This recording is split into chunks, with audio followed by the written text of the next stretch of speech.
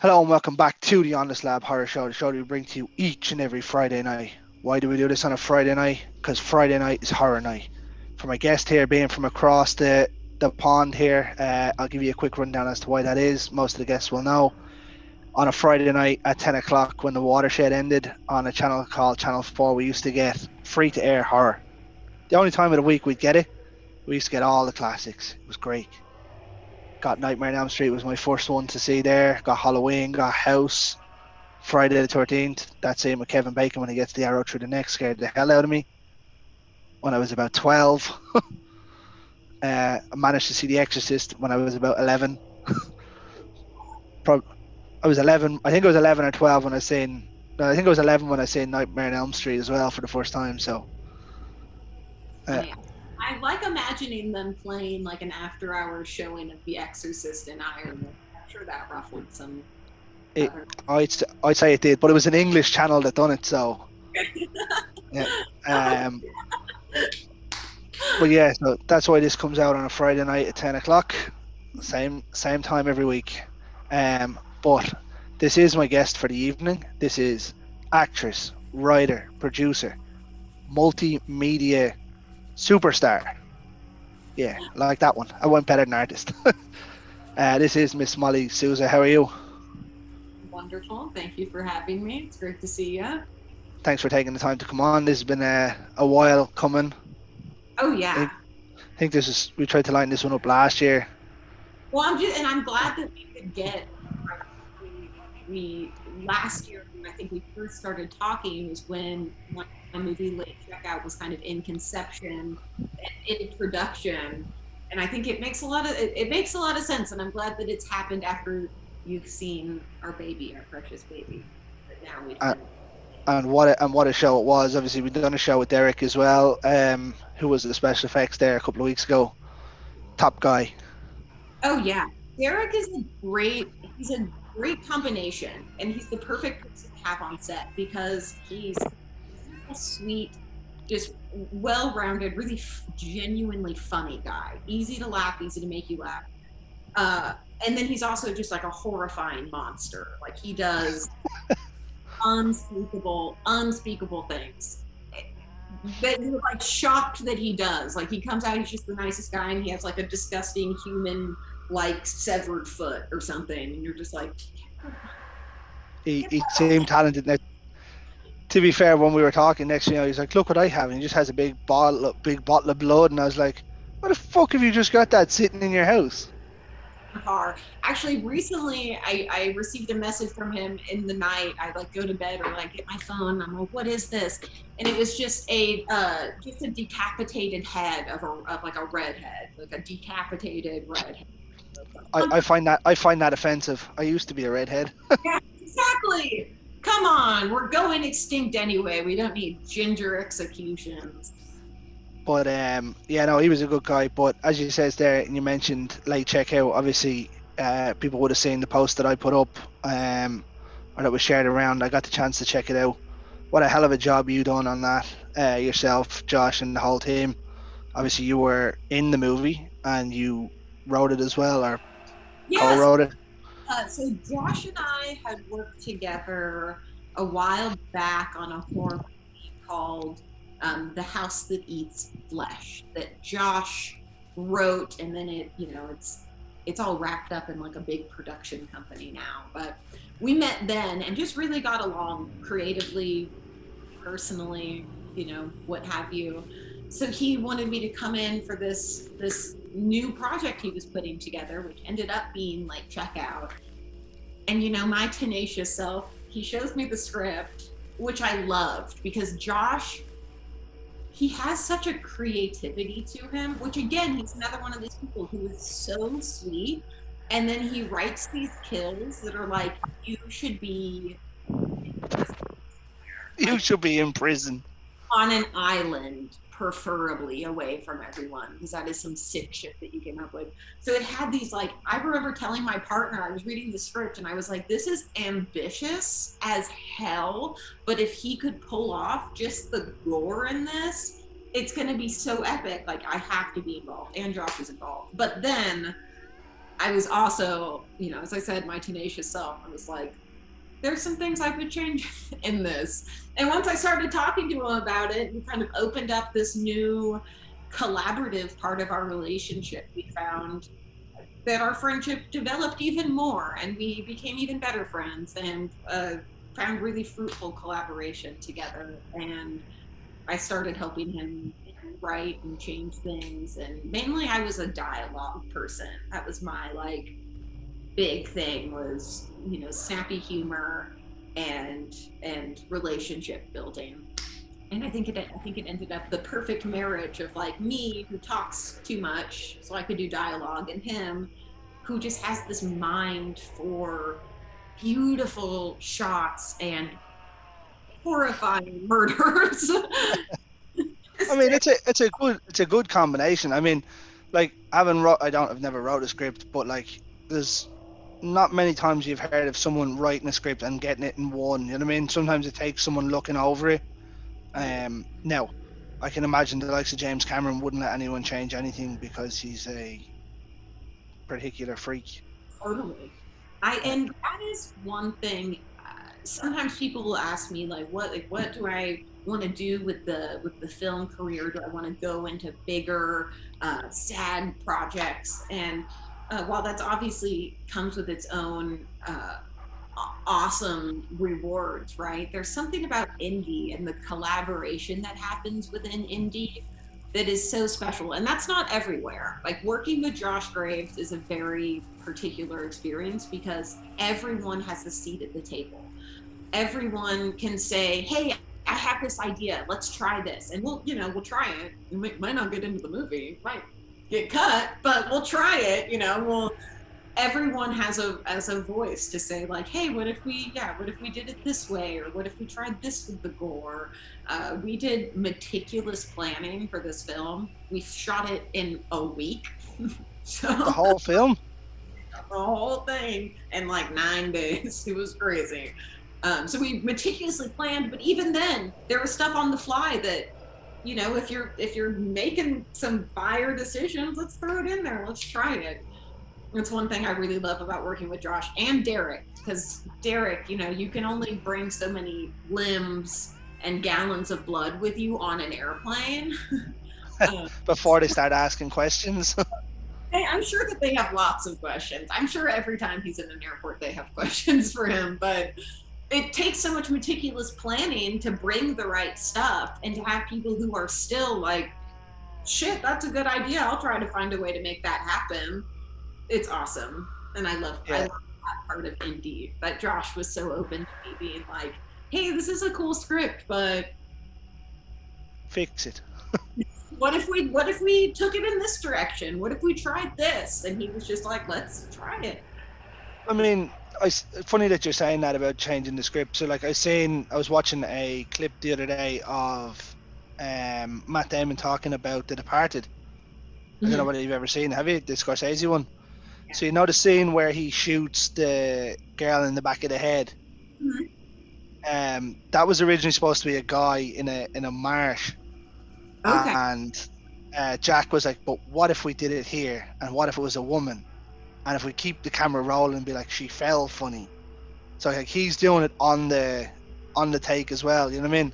Yeah, So it's absolutely. like changing things sometimes works for the better. And that scene in The Departed was brilliant. Totally, because it totally changes like what might seem to some as like an insignificant change, just like we're changing the sex of the extra who we're shooting in the head. It totally changes things, and those other perspectives.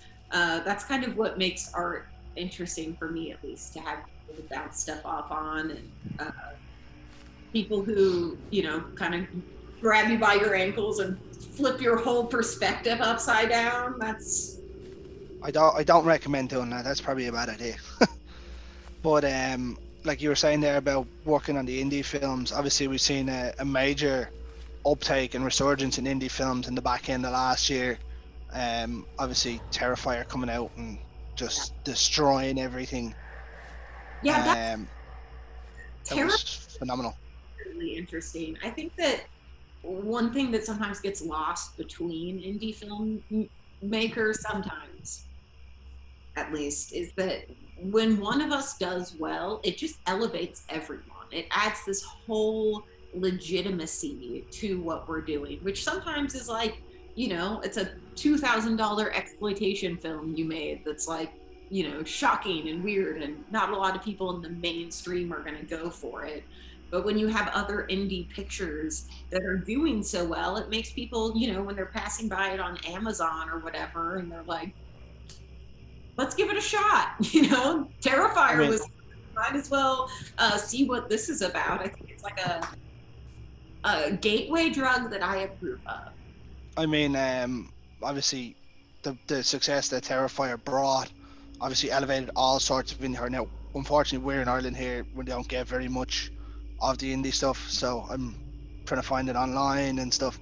I watch a stupid amount of indie horrors, like That a stupid amount.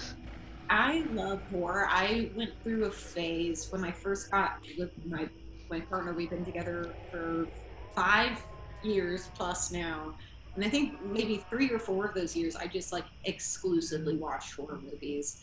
If I'm picking the movie, it's going to be a horror movie.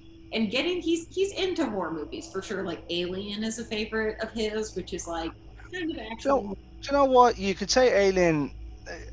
I know it's a horror film, but some people wouldn't see it as a horror. Some people might see it as sci-fi. Yeah, it's like a cross, but it's a huge production. I mean, that Yeah, is, and a really well done story, really great acting. So to go from that amazing. standard to like, hey, let's watch this weird indie movie that some man made with scary puppets in his basement. It's always like showing people those movies. So it's like you don't know if they're going to be like, what the fuck is this? Like, Am I single now? Is the question.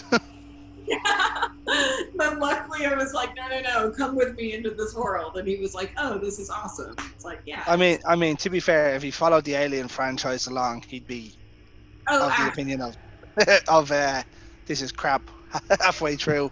I think, yeah, the prison, they kind of lose me, but then they get me back in the newer ones, but then still kind of lose. But I anyway, did. I didn't. I got 1 and 2, and then maybe 3. Other than that, I'm done. Aliens, I don't think I don't consider Aliens a horror movie, but I No. consider Alien a horror movie. Yeah. So I'd be the same. Alien is a horror. Aliens isn't. No, it's like an act. Uh, same as Terminator and Terminator 2. Terminator 1 is a horror film. Terminator 2 isn't. So Predator, Predator is just a hybrid of everything. yeah. I liked the new Predator movie, Prey. Right? It was phenomenal.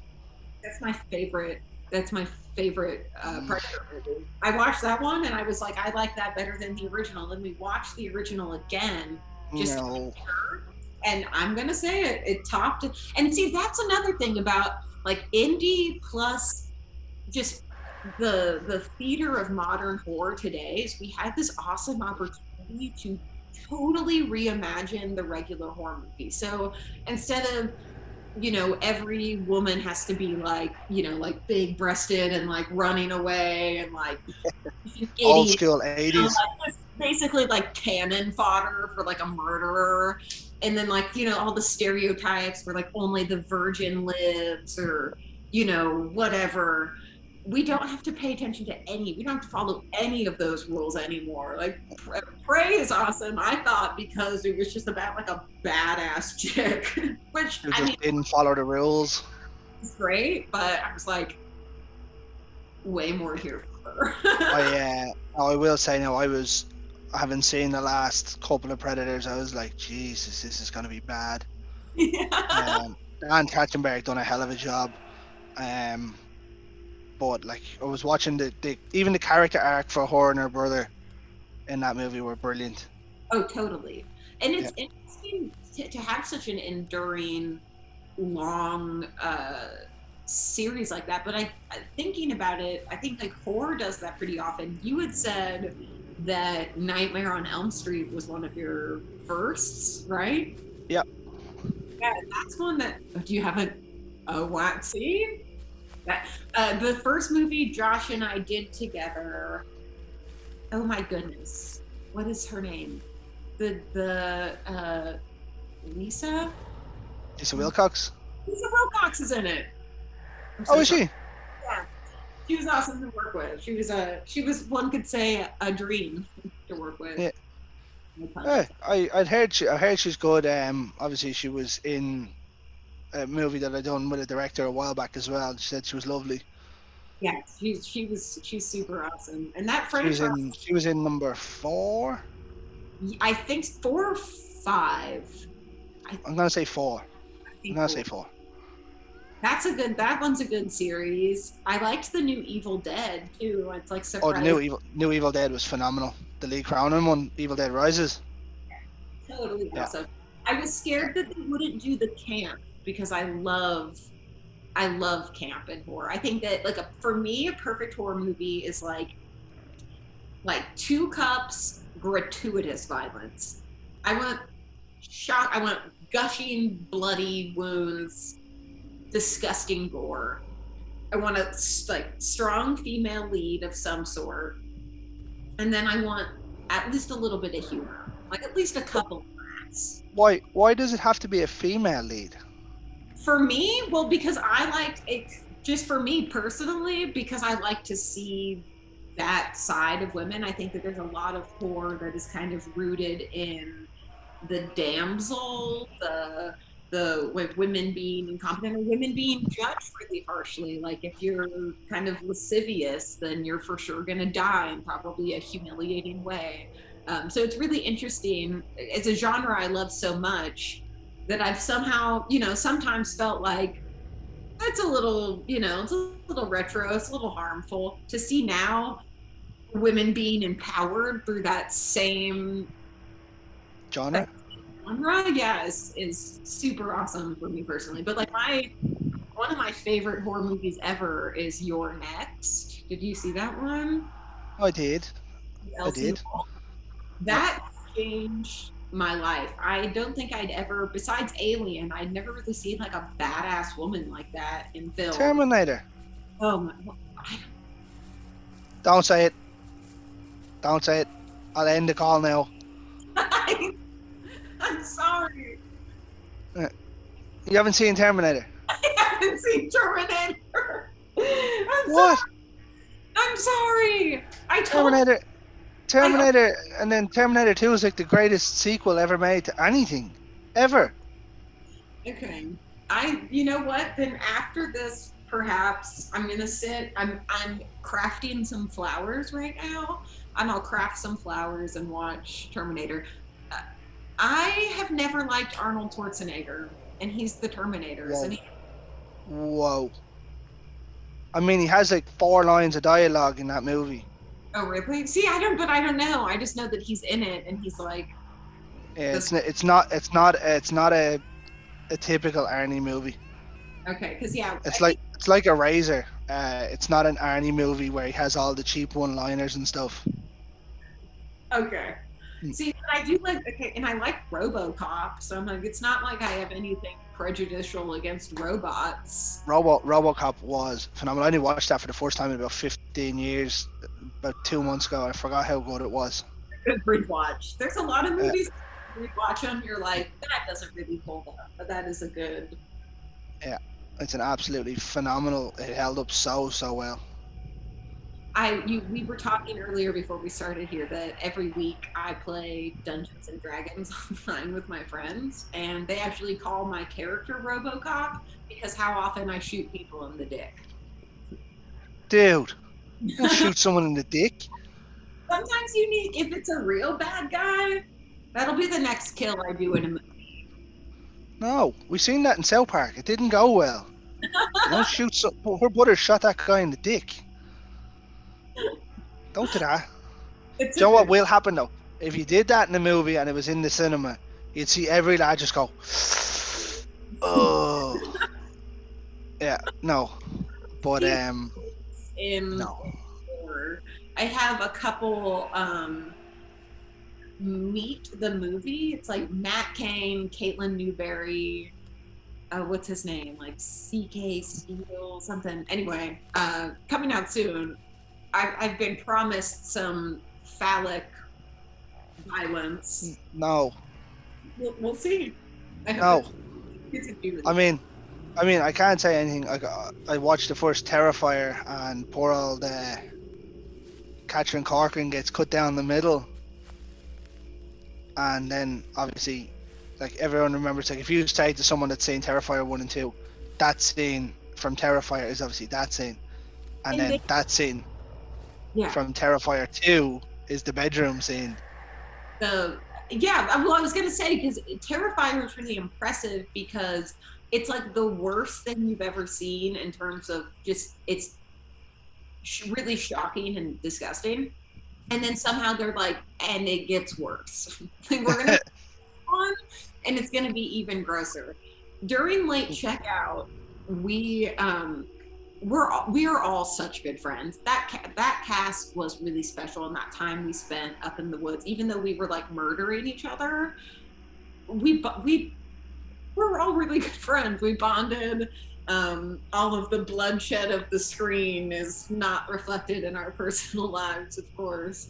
And there were a lot of moments where we would be, laughing and giggling and having this great time. And then we'd film a scene, and like the effects by Derek and Josh's kills and direction and the acting in it.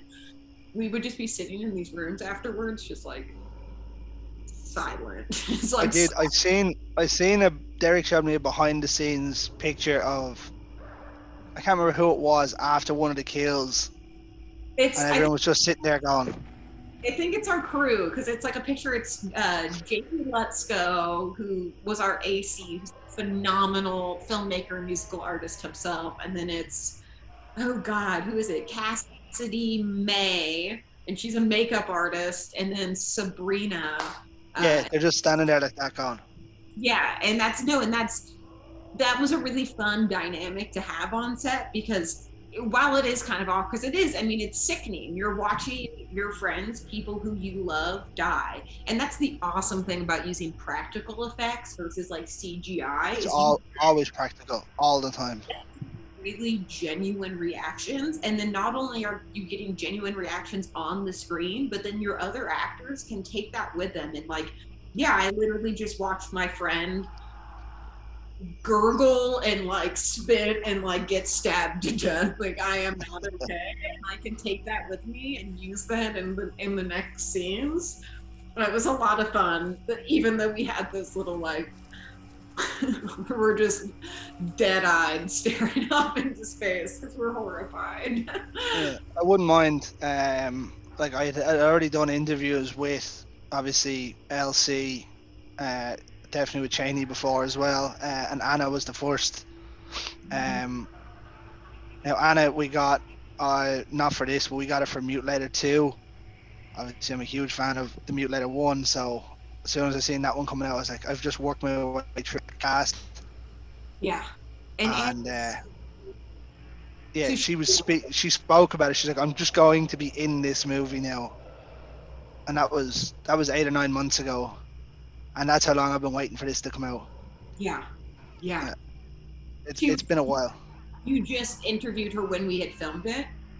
Uh, I can't remember if she just gone to film it or she was about to go and film it. I don't know if you talked to her about this, but Anna replaced. We had another actress filling her role who told us the day she was supposed to be there that she was not going to be able to make it because of unforeseen circumstances. Which on an indie project, when you have a week to film, that was a weird production meeting. I was Yeah, the director, so I like called everyone down to the basement, and I'm like, "Here's the thing, we need to we're find fucked. we need to find someone like today, which is super hard to do because you want to find someone who has a good idea of the movie and the role and what we're doing, and you also want to find someone responsible and pleasant to be around, and then you need to just get someone there, And so we asked Cheney Morrow, who did Malum. What a Um, legend. Cheney Morrow, he did Watchdog with LC too. He's done, I Yeah, mean, he's done a bunch of stuff. Haunt. He Wrong has Turn, Terror Trips.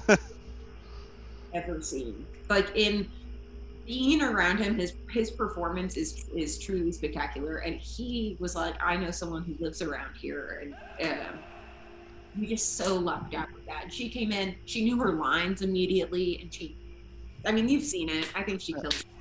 Absolutely. Her and our lead, Bailey Harrington, who I think at this time, maybe when this comes out, this will have changed. But I don't know if she has anything out yet. She has a couple projects like lined up, including her own project, Strings, her directorial big debut, which I'm super, super excited for. But she's our lead girl with Kamara and Bailey. Smashed it. Bailey is an incredible actor. She's an incredible person, but that, I mean, and that's, you know, she's a joy to be around, and she loves horror, which was one of our main things when casting, and just picking crew members is like, you have to be in this because you love it. If you don't love horror and you're not going to have fun doing it, then we're going to find you can easily phone it in. Blood and sticky and like killing their friends for a week straight. Like, so she brought all those elements, and I think she shines. The whole blood and sticky thing would get me. So Derek actually has a perfect. I won't tell you the formula because I feel like it's like a Krabby Patty situation. I think it might be. Do you know what the secret ingredient for a Krabby Patty is? Cocaine. On the air, everyone else, take your headphones out. You can't. It's cocaine.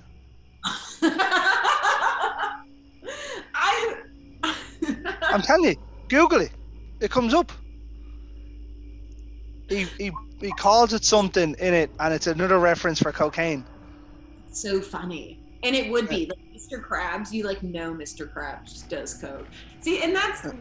I can't believe you've never written a script before, because you have the eye for the funny things, the funny little. Yeah.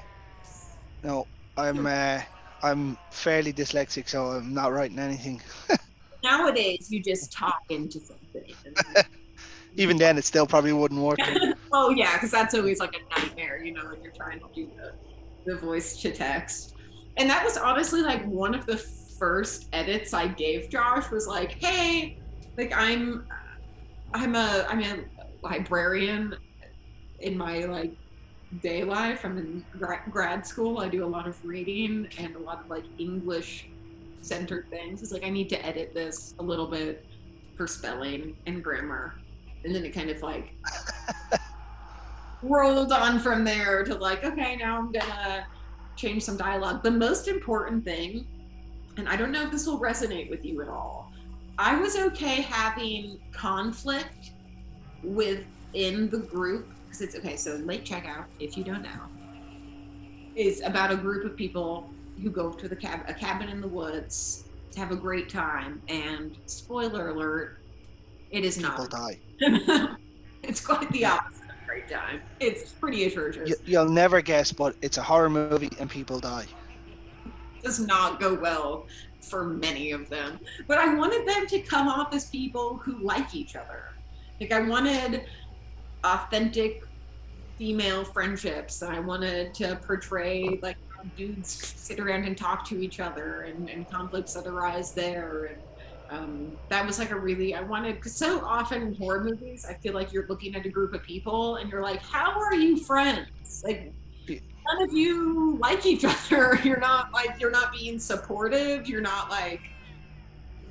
acting like friends act. Why are you all at this cabin together? So that was a really important thing for me going into that. It's I want to make people who have jokes. They have, their inside jokes, and they have their little microchasms within the friendships, where there's certain people who get along in, different ways. I think I brought that up actually before with certain groups. So you see, obviously, Cheney and Damien worked quite closely on a few projects. In LC? No, obviously not in this movie, but Cheney and Damien Maffei, yeah. Even with LC and Cheney, they've worked quite extensively, and obviously now Anna's worked on a couple with them as well. Yeah. And we'll see where it goes. But there seems to be a core group of people in and around that area that kind of stick together.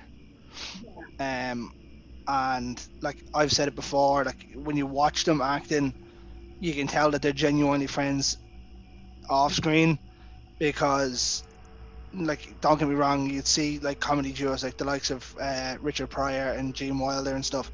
You could tell that they actually got on, Mhm. and then you get certain people that go on and do duo movies. Obviously, Will Smith and Martin Lawrence. Obviously, there was a major fallout after the first one. There, you could tell that they didn't quite get on. Scully and Mulder.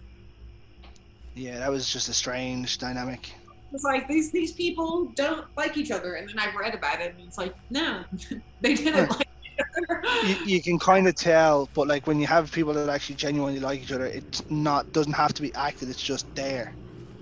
So like when you obviously see the scenes where they're talking in when they're playing pool and stuff, it's just like genuine lads banter. Absolutely, yeah. It's my baby, so I think it's like easy for me to brag about it, but I really am consistently, as I've watched it from like the beginning when we were first piecing things together, even before that, when we were like in the room watching it unfold, I felt like we had really special actors who are using not only their interpersonal relationships that are already existing, but people who just really they come to the craft of acting with purpose and with respect for themselves, for what we're doing, and for everyone else, which makes a huge difference. And especially when you're working in a time constraint, to have people who are willing to like bust down for 10 hours a day and keep a good attitude and still be coming up with ideas and still be really present and mindful of what we're doing there. Horror movies kind of are deceptive because it's murder and it's screaming and it's being covered in blood, and it seems really easy as like a performance because you're just like, ah! The Felissa thing, right?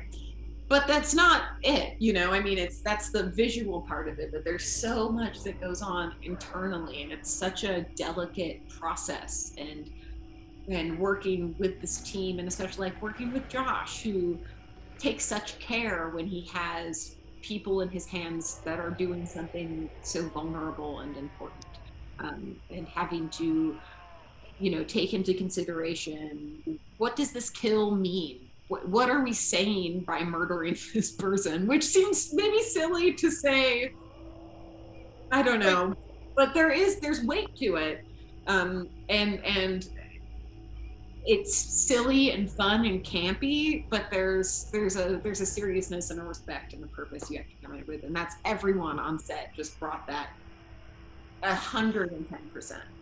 I mean, I'd say it makes it easier. Obviously, being an indie project, where in indie horror, it's a smaller production crew.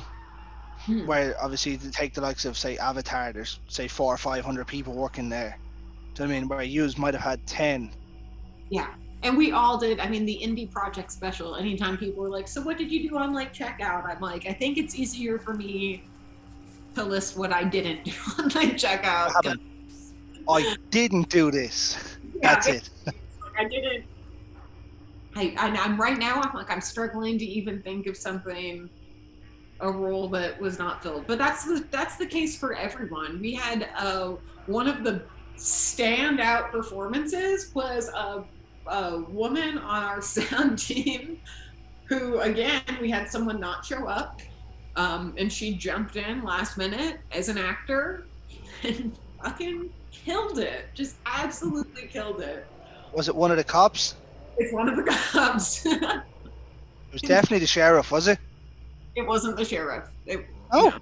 Yeah, right? And it's funny because you wouldn't guess. She's like, yeah, I'm not actually comfortable saying she's not an actor. I'm pretty sure she's not an actor. She's really good at acting, but she's more of a behind-the-scenes person, and that was... Fair play to her. I would have never guessed. And knocked it out of the fucking park. So I love that. Now she's an actor. Exactly. She should be the star of our next one. I can actually think of something that you could say you didn't do, and that I'm not gonna say it because I'll tell you off screen. Spoil it. You can't spoil it. Well, I can. I'm just not going to. Surely because the fact that someone could do that to me with Mutilator 2 when it comes out, and I'd be so pissed. Yeah.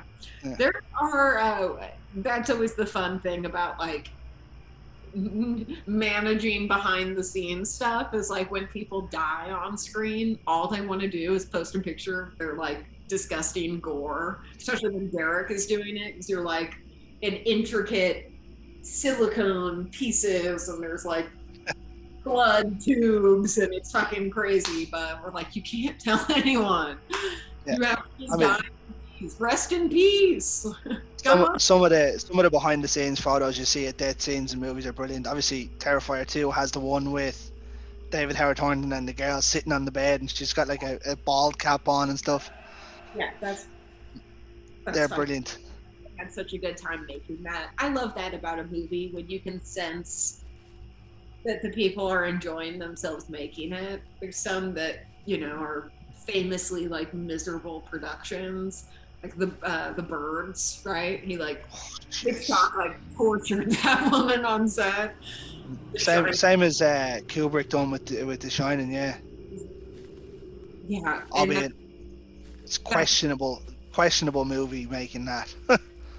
oh, absolutely. And that's, I mean, I was talking about that earlier. It's such a vulnerable thing to be, even as an actor, you know, your process is, it's not like I am pretending to have my life at risk. I am emotionally putting myself in the position where, like, I feel like I'm going to die, which is a position that no human, you don't come back from that easily. It's fucking scary. It's not, it's really scary. And to have someone, a director who nurtures you and makes sure you feel, you know, safe and good and ready and able to explore the full gamut of those emotions versus someone who's just gonna like torture it out of you. It's crazy.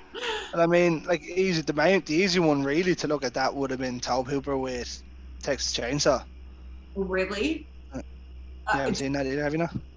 Well, I've seen it, but I didn't know. Did he? Oh, apparently it was just a hellacious set. Obviously, it was 90 degrees.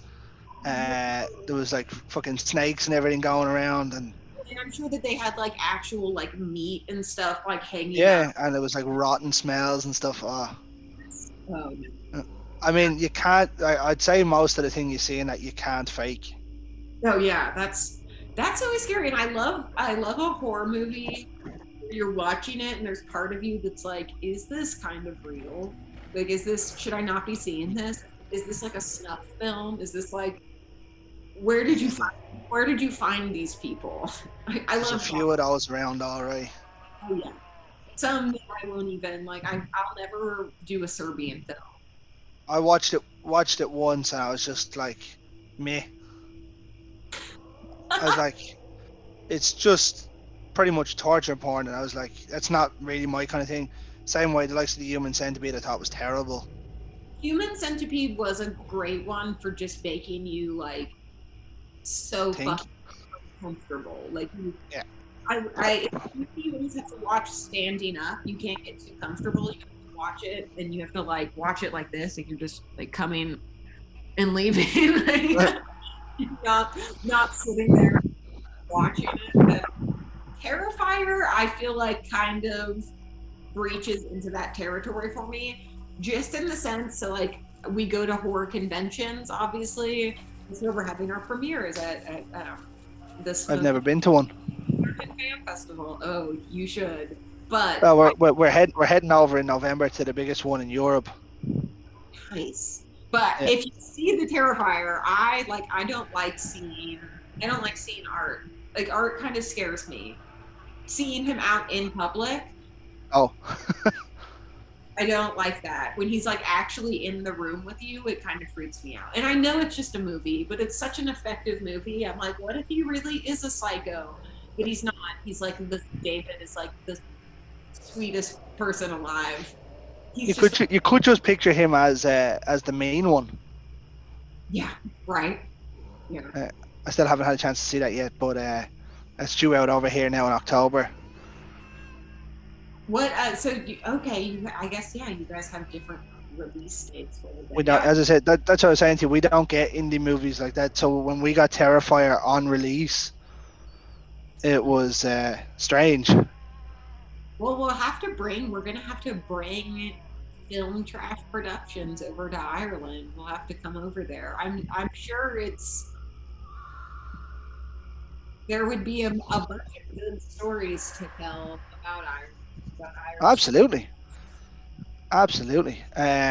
Obviously, we touched on every horror movie ever made, and late checkout, and the fact that you've never seen Terminator, which is a disgrace.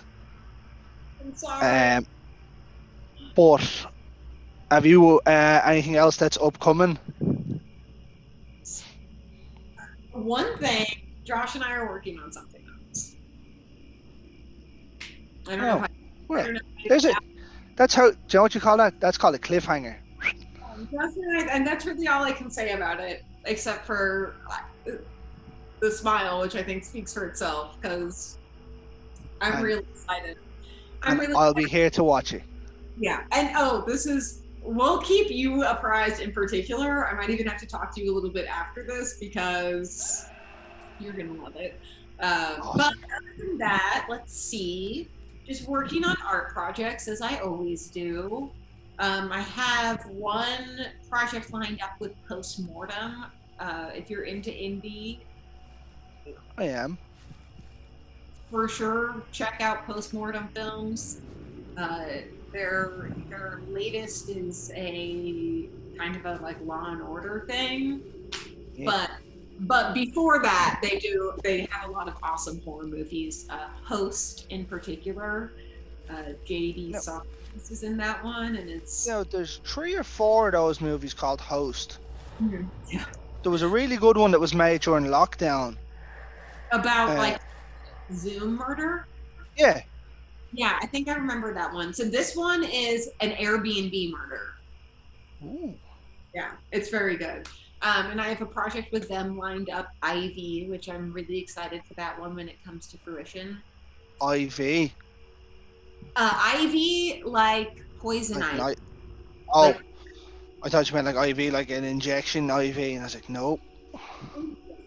and then I have The House Among the Trees coming out. That's an Eye for Eye production, directed by Tyler Horner, which I'm really excited for. It's like a Blair Hoyle wrote the screenplay for that. He did like what is it?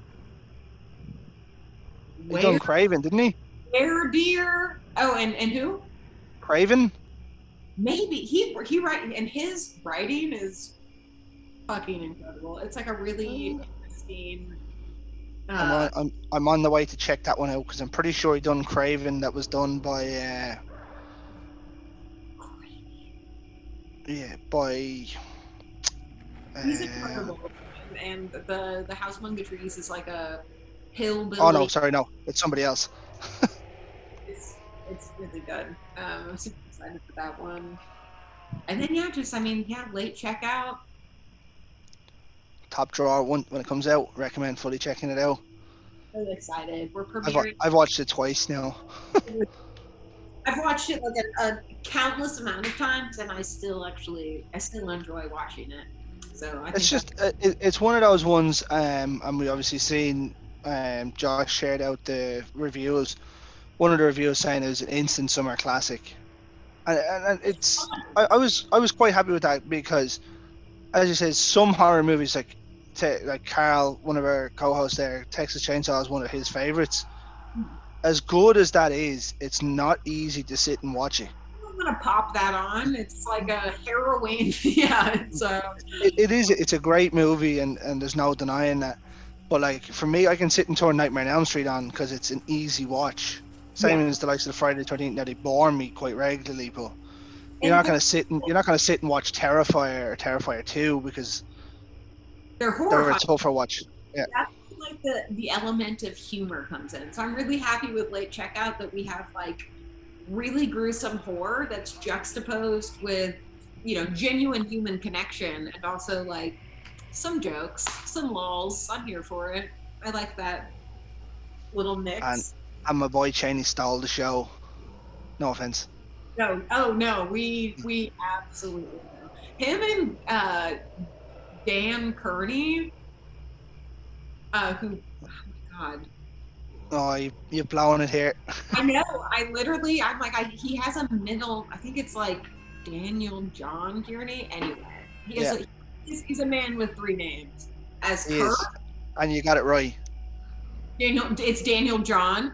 I was Yeah, thinking, I'm like, it's Daniel something Kearney. yeah. Love him as a producer and as an actor. I think he's one of my favorites in it. But Brandon was very good in it as well. yeah, oh yeah, Well, technically there was no one bad in it. no, exactly. Yeah, Like that's really, and that's. I mean, I'm not trying to be a dick because I love horror movies and I love watching people create, but sometimes that's like the acting is what makes you really like aware that it's an indie movie, if that makes sense. yeah, I And I get think what you mean. Yeah, our actors really like they brought like a really elevated element to it. I mean, like even I said in my review, like the character arc building was brilliant. The relationships, obviously, between yourself and other characters in it. I'm not going to say because obviously it'll tell you who's with who in it. Was just brilliant. And Elsie, well, we can like Elsie Holt plays my boyfriend. Uh, Genius. Man's a genius. Elsie Holt is a genius. He's such a sweet man. He is in one of my favorite horror movies of all time, a movie that I like scream. You're Next, which you just talked about. Yeah, Elsie's, yeah. and it was He's the lamb face killer. a dream come true getting to work with him, and in such a close capacity. Um, I mean, like I really physically close, but also just because we're all in that cabin for a week. It wasn't. I mean, like we done an interview with him and just sitting listening to him, you're just like you just fucking know everything, don't you? Yeah. Yeah. Yeah. Like when you look at that with Your Next, obviously Ty West is in it, Adam Green is in it. Do you know what I mean? Like there's like if you're picking ideas off people and want to be a director yourself, they're some of the best people to listen to. Absolutely. Like Adam Green doing Hatchet. And Watchdog, Elsie's new project. Yeah, I haven't seen it yet. I have a lot of people who worked on that I've worked with before. I think actually literally everyone who worked with before and everything. That's how indie works, right? And I've seen a little bit of it, and it's really good. He's a really excellent writer as well as obviously a talented actor, a really formidable director as well. So when we done the interview with LC, he was going to production.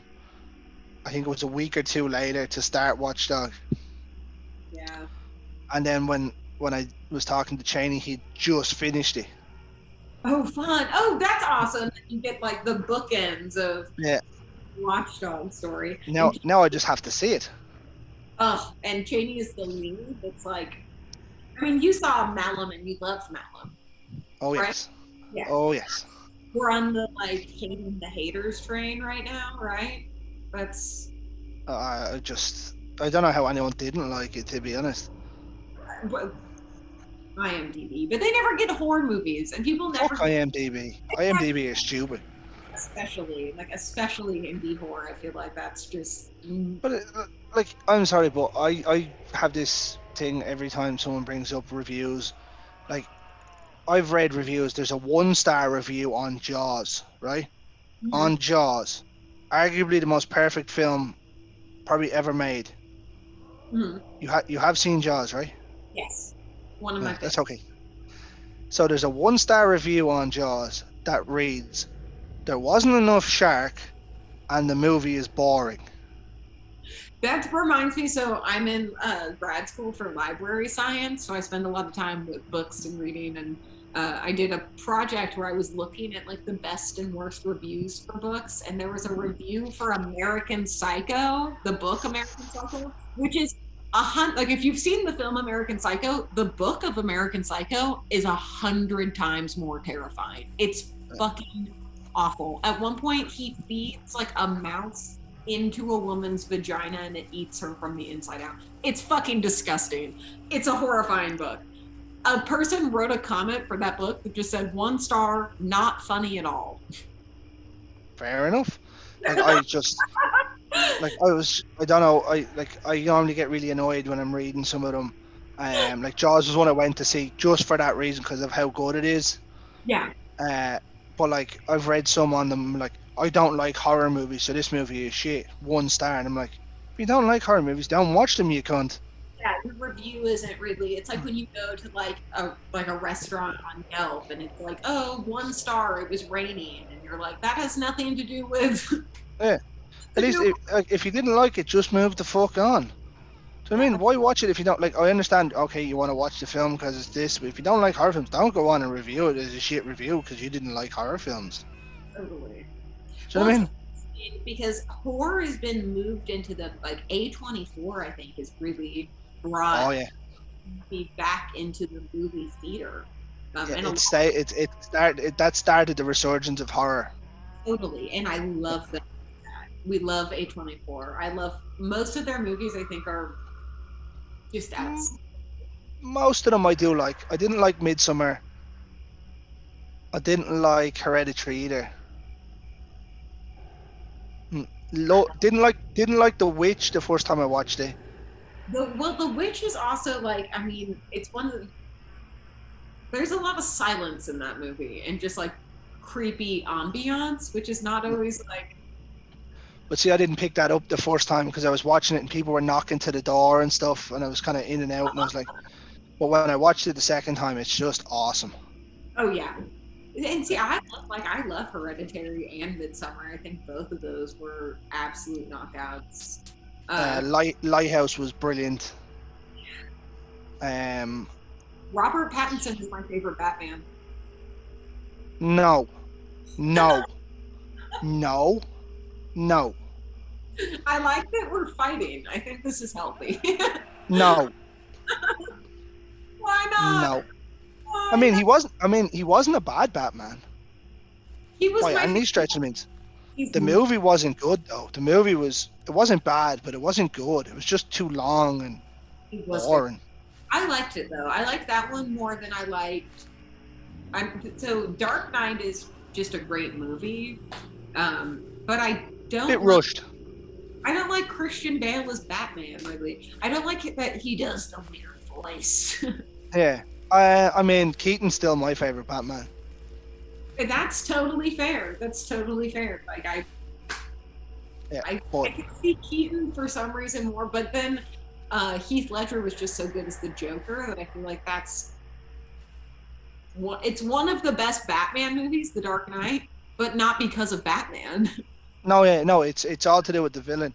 I mean, like people give Tommy Lee Jones shit for Two-Face, but I think he was a very good Two-Face. and I think the Riddler, Jim Carrey, was very good as the Riddler. what Jack Nicholson? Oh, that's just ridiculous as the Joker. Like Phenomenal. people say Heath Ledger's the best, I'd still say Jack's the best Joker. Yeah, Heath Ledger was really just. I feel like it was such a performance. It was such a feat of Yeah. just.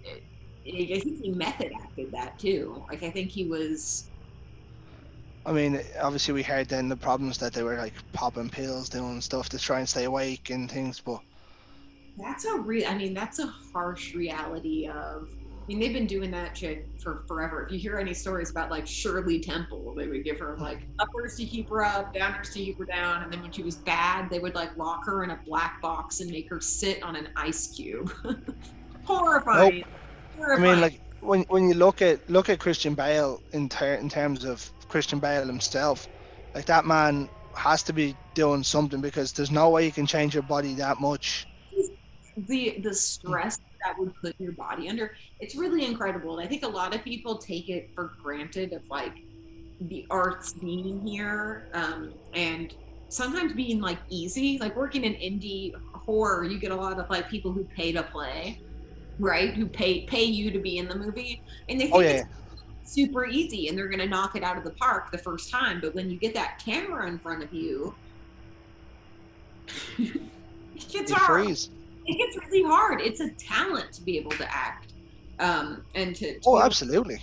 stories. I mean, it's just such an, and that, I mean, right now we have all these strikes with SAG for writers and for actors, and just think, I hope people recognize how the value. I mean, probably one of the most valued jobs in the world, in terms of what we do every night. You sit down with your family, you watch TV, you watch stories, you talk about it, you make podcasts about it. It just brings so much into our lives that we have to value these people more. It's just, they can't just keep giving and giving and giving, and we I think don't. what's happening is, though, a lot of people are putting everyone down to the same as the likes of the Leos and stuff, where they're getting paid a small fortune.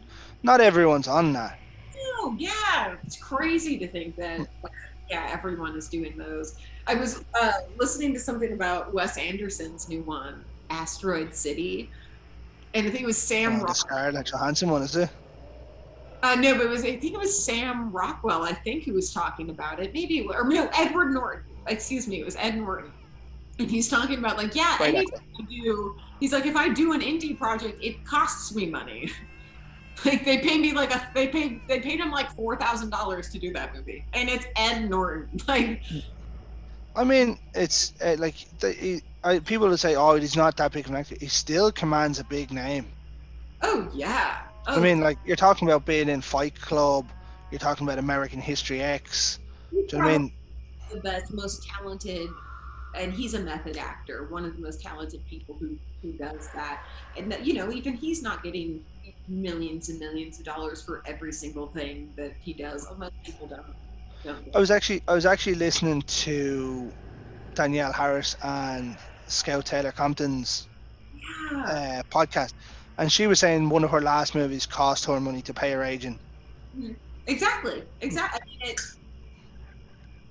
mean, whether it's paying to play, be in it, which some people do, paying for your own transportation. Even like if you're at the level where you're doing like red carpets and stuff, they don't just like loan you ball gowns, like it's like $2,000 to get all dolled up like that to go out.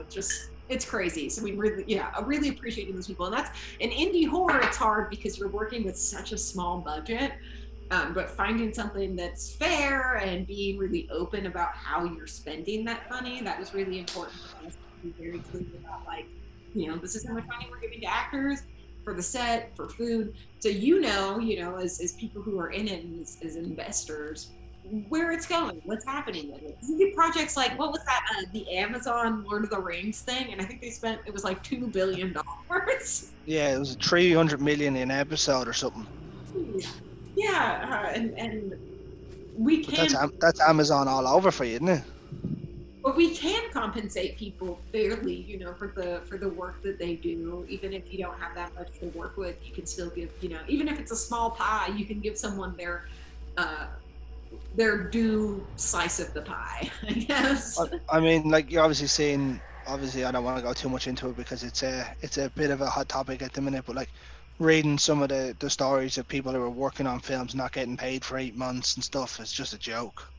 Totally. Or like the residuals with streaming, which is, uh, in indie, people might think that we're like not involved at all because we're indie, right? That's by definition. Indie movies are just like not SAG movies, It's are not like big union production teams. It's people who are just working on their own accord. But when SAG people get their stuff worked out with streaming and that stuff, that's only going to help us. We're giving movies straight to video on demand, so we need to find a way to get, empower ourselves, get money for ourselves, for the creators, for the actors, everyone who participates. Absolutely, and, like, sharing it around will only make smaller movies better. Yeah. Do you know what I mean? And fairer. But that's for a different thing. I'm gonna throw a couple of quick fire questions at you before we finish up, right? Give me your top 5 final girls. Oh my god, Yeah, now we're getting into it. this is like a test. This is crazy. Final girls. Do I have to? Can I just name the movie? I'm Yeah, just naming. Okay. Um, we'll say Alien, which is Rosemary, Ellen Ripley. Rosemary's Baby. I Ooh, love that's a good one. Ready or Not. Did you see that one? That's the Samara Weaving one. She's Yeah, that's the hide and seek one, isn't it? everything in my life. I love her. She's like one of my favorite scream queens ever because she just seems so awesome too. And Personally, then obviously we see her in Scream 6 as well. yeah, I loved that cameo. Oh, that cameo was so good. God, uh, Pearl. We'll give. Ah, Does she count as a uh, final girl, or does she? Is she? Because she's the killer. so technically probably not, because she's not really a final girl until X. Yeah, but It's a different person they're playing. she's the I'd say yeah. Okay, yeah, we'll say yeah. last girl standing sort of situation. Yeah, Um, I mean Mia Goth is just nailing everything at the minute. she's super. She seems like she'd be a blast to work with too. She just seems really dynamic and interesting to. So it was interesting to watch an actor and you're like, that's probably not how I would have said that line. But I really like where you're coming from with that, and it adds a whole other like layer of meaning. Okay, that's 4. So let me think. Who should my last final girl be? Oh, Cocaine Bear. Interesting. Interesting. The kid, or no, the ma, Yeah, no, the bear. or the bear herself. That's a good one. That was filmed. That was filmed where I'm from. Really? Yeah, Oh, I love that. I didn't yeah. know that. I thought that Right, was. Ray Liotta's last movie. That's so funny. I Yeah. thought for sure that was going to be an Atlanta one. But should I say? I mean, should I say the bear? I guess. I mean, I could say Prey, which I guess I don't know if that's like horror. I'm trying to think of some of my like absolute favorites. I mean, I guess I'm happy with that list. Rosemary's Baby is probably like my all-time favorite horror movie. So That's phenomenal. I haven't seen that in years, but it was awesome from what I can remember of it. So I'm going to throw a couple of names that obviously were omitted there. Obviously, Nancy from Nightmare on Elm Street. So I like Nightmare on Elm Street. I don't really love like those movies are very much rooted to me in the like you only survive if you wear this certain picture of femininity. So she's a great final girl. I think she's badass in her own right. But I need I need a rougher final girl. I I would never really put her as a top final girl. Same way I don't put Neve Campbell from Scream. Oh yeah. Okay. Because Uh, I just don't. I just don't think she's thing. I think everyone around her kind of helps her along the way too much. and I wouldn't put Neve on that on my list either. But I really like the Scream movies. Oh, I love the Scream movies. Now I'll give you one that's been blatantly omitted, and it's only from last year. What about Lauren Lavera in Terrifier? Oh, she's great. She's also super sweet. She's like a really nice person too, which is again like She's going to that convention we're going to in November. awesome. I Yeah. oh, she doesn't usually. She's working on so many projects that she doesn't usually get on. So it's really cool if she's gonna come. Felissa also. I mean, Genius. She's a legend. oh, she's a legend, and she's also just a really fucking rad lady. She won on one day on set because I was the assistant director, which kind of makes you like. I'm more important than everybody, bar the director. No, it makes you everyone's punching bag. Every like shit problem that happens is like your fucking issue to deal with. And she on like the first or second day she was there, she bought me flowers to thank me for everything that I was doing. Oh, She's nice. very sweet of her. Yeah, she's And really, then she goes back and starts cursing you out. she's I don't doubt that she could unleash like the mama bear fury on someone, but for the most part, she's just like giggly and smiley and like smells like coconut. I have heard that. Not the coconut bit, but Oh yeah, she's like ethereal. Like you would see her with like fairy wings in like a meadow somewhere. but before we close out, Molly, have you got anything else then apart from what we've talked about tonight that you want to? You know, really just if you are interested in indie horror and horror movies and you know, just write, create, do it on your phone. There's no right or wrong way to do it. everyone has a seat at this table. Anyone can participate, and it really only makes like all of us stronger. So if you watching this or listening to this have any inclination, fucking do it. Jump in. Do it. Make movies. Be a filmmaker. Be a reviewer. Be a super fan. Come to the conventions. Like, you are so welcome in the community.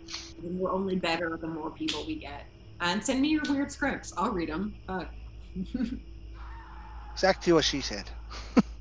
Molly, it's been an absolute pleasure tonight. I had a great. And you're welcome back absolutely anytime. Maybe not a years from now when it took us this long to get here the first time. I know, right? In the next decade, when my next film comes out, you can. Yeah, absolutely. But what we'll do, folks, is I'll finish this the way I finish absolutely every Friday night. In the words of the great George A. Romero, ladies and gentlemen, stay scared.